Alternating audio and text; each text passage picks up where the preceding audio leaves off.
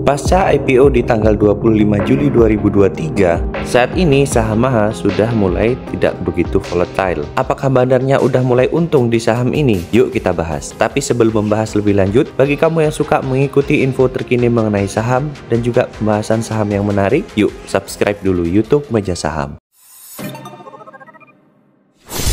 Pasca IPO di tanggal 25 Juli 2023, harga saham MAHA pernah dibawa naik sampai ke harga 294. Meskipun sekarang posisinya sudah mulai melandai di harga 252. Tapi ini kenaikannya memang saat itu cukup signifikan ya teman-teman. Dan para IPO hunter pasti full senyum saat itu. Lalu bagaimana kira-kira pergerakan harga ke depan? Yuk kita lihat beberapa data berikut ini. Saham MAHA resmi listing di tanggal 25 Juli 2023 dengan nominal Rp60 dan IPO price-nya Rp118 dengan jumlah saham sekitar 4,17 miliar saham dengan nominal IPO sebesar Rp491,59 miliar.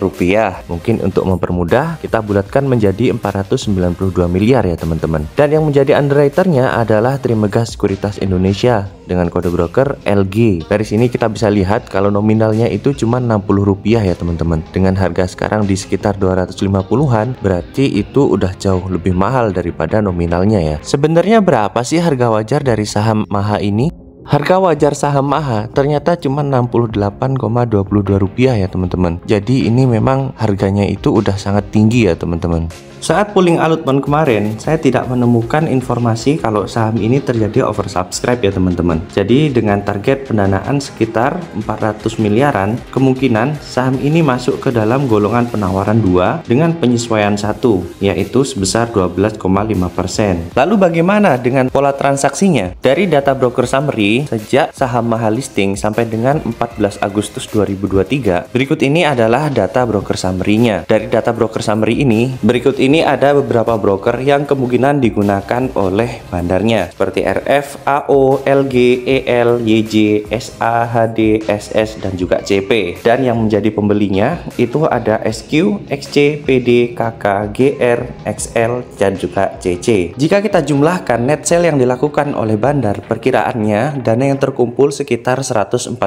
miliar. Lalu apakah bandarnya sudah untung? Yuk coba kita hitung. Dari target dana IPO sebesar Rp492 miliar, dana yang sudah terkumpul sebanyak 205 miliar. Berarti masih ada selisih, yaitu selisih kurang sekitar 287 miliar. Jadi selisihnya masih cukup banyak ya teman-teman. Dan kalau kita persentasekan, dana yang terkumpul itu sudah sekitar 42%, dengan selisih kurang masih sekitar 58%. Artinya dengan begini, bandarnya ini kemungkinan masih belum BEP ya teman-teman, karena masih ada kekurangan sekitar 58%.